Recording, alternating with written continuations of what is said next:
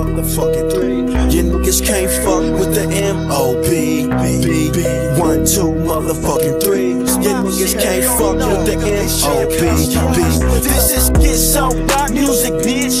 4-5 rock music, shout music, cocaine rock moving, OG hop abusing niggas like the hustler. I was whipping kick for hours, Taliban dropping towers, hammerman, shout busting, young niggas jump clocking, dropping bombs like test the verb in a cold white. What's good with YouTube? You already know, Big Flacco with the convict's perspective, and I'm gonna smash, dash, and slide on through with a little bit of energy. Please hit the like, subscribe, comment, do all those things to help support this channel, and hit the bell notification for future fire content. So, administration is once again back at it in the Department of Corrections, in what you would call basically stage fights, setups, basically Gladiator type of incidents that happen, and they always find an excuse why it happens. Okay, now this has been happening in different institutions for like the last few years, right? And I'm gonna give you guys a typical situation of what happens. Okay, now C7 Salinas Valley is what you call a it's a COVID quarantine unit. Okay, so they put people from different areas in these pods, right, and they're quarantined there. Okay, if they test positive for COVID, or they've been, you know, whatever the situation may be, I think it's, you have to test positive, I'm not sure, or at least exposed, right? Okay, so from there, what happens, right, is you get a correctional officer, and see, they try to put everybody from the same yard in the same pods, right, to prevent any type of incidents from happening, doors cracking open, to make it easier for them, right? So you had a correctional officer who popped out the whole section basically, right? What do you think happens when you have inmates from that are active and inactive? The shit kicked off.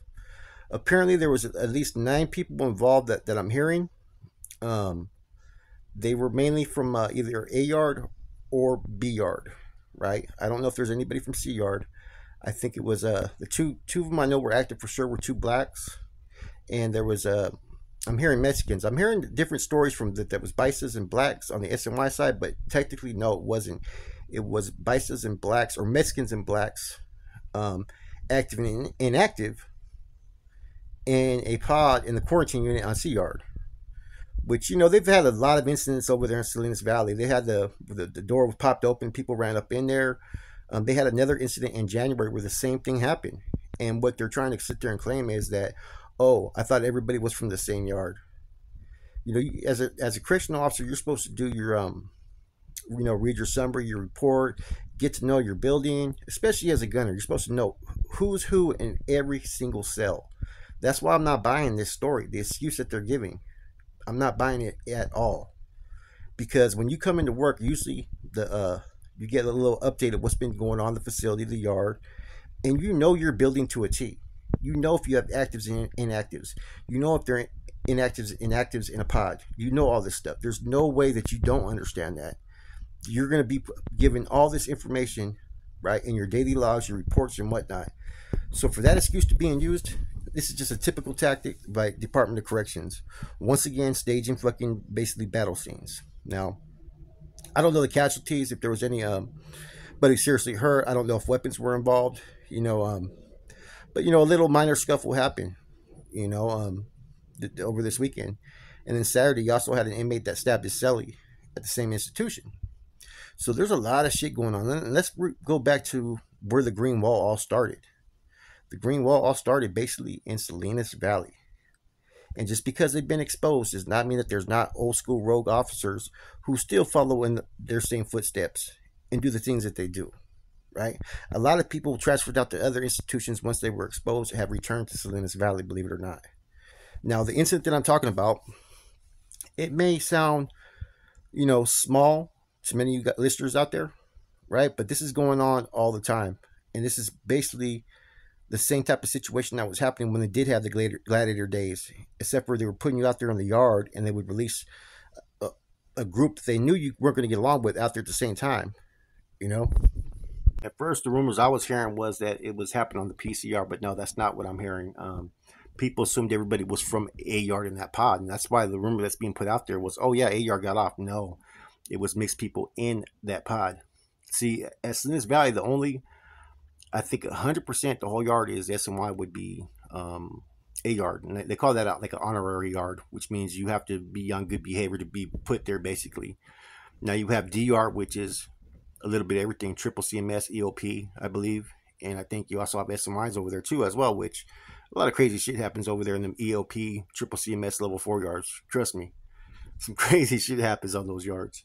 Then you got the C upper, which is the Bulldogs, and they have the Norteños that don't function under the NF, and I think you have some whites and maybe blacks. I'm not sure. Then you have C lower, right, which is Sureño North is active, Sureño Norteños, blacks and whatnot, and then B yard's all active as well. So they have to in Salinas Valley, man. I swear to God, man, it's like you got to take a fucking van to fucking go from yard to yard. It's fucking crazy.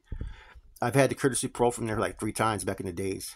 And that's when the whole back then I think was on D yard, and then they made that ASU unit, which was a long fucking hallway. That place was crazy, the ASU. Anyways, so like I said, man, this is the type of stuff that's going to be happening, right? On the level 4 yard, you're going to see more and more of. Now we've already seen reintegration like in the last 5 years, basically, man, on different yards, lower level, level 2s and whatnot, and you started to see some on the level 3s.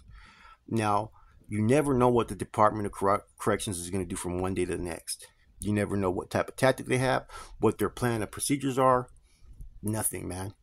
So any given day, especially in some of these prisons like this, man, they could do try to stage some type of incident to occur just for their own fucking pleasure, man, believe it or not. And a lot of that stems from there's no accountability. There's no consequences, man, being a correctional officer. You know, they can pretty much do as they please, right? And they just make up an excuse and write the report, and their sergeant pretty much stamps it. It goes on up, and there's never an issue about it. You know, look at all the shit that had happened over there in New Folsom.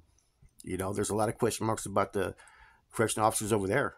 You know, there's been some faulty correctional officers coming through there. Now in Salinas Valley, you're having the same type of thing, man. You're having, like I said, these incidents, and I'm pretty sure this isn't the only institution that's having these problems. I'm pretty sure there's other incidents that are happening in other prisons, and especially now with how everything's set up, that they don't have to just put you in the hole. They could just lock you back down in your cell, or when you're done, go back out to the yard. That makes a big difference, especially when you're not supposed to be on the yard together. Okay, let's create a scenario. Bam. Anyways, I guarantee you there's a lot more incidents that have happened in the last few years based upon COVID and these type of scenarios being brought forth, you know what I mean? And I do think that they are doing it on purpose. I have a hard time believing that an officer accidentally popped the whole pod because he thought everybody was from the same yard. Because I know they come and read the logs. They read about who's in their unit, who's in each pod. That's their job, you know what I'm saying? So I'm not going to buy all that, you know, that this wasn't done on purpose. It's 2023. The California Peace Officers Association does not have as much power as they used to. Nobody wants to be a law enforcement officer or a correctional officer, peace officer at all. So the caliber of people that you're getting, especially now that they lowered the pay that they're getting, you're not getting people who are coming gun-ho trying to fight and compete for work. They need correctional officers, but a lot of people don't want to take these jobs. I'm telling you right now. It doesn't have the same incentives that it had like 10, 20 years ago. They made a lot of changes, man. Anyways, just thought I'd just drop a real quick spill and talk about how, you know, another way for them to force reintegration is basically just to force incidents to happen. This has been a common tactic that's been used for about shit. It's been used forever, man. They've been doing this shit. They're known just to put people out there that they know ain't supposed to be out there, or pop doors, or put people in the yard, or, you know, like I said, I've had it happen to me a couple times, you know. Luckily at that time, you know, we were on a stand down position, you know, but right now, the way that they're going to be able to get people to engage is active versus non-active. With that said, it's your boy Flacco, Convict's Perspective. I'm gone. Block movement, MOB, I'm stamped to prove. If you want the static, about to let this beast loose. Picking up work, kickstands in the birdie, pushing Libras a crates, breaking down the wide girly. Workers for the team, running out of product early.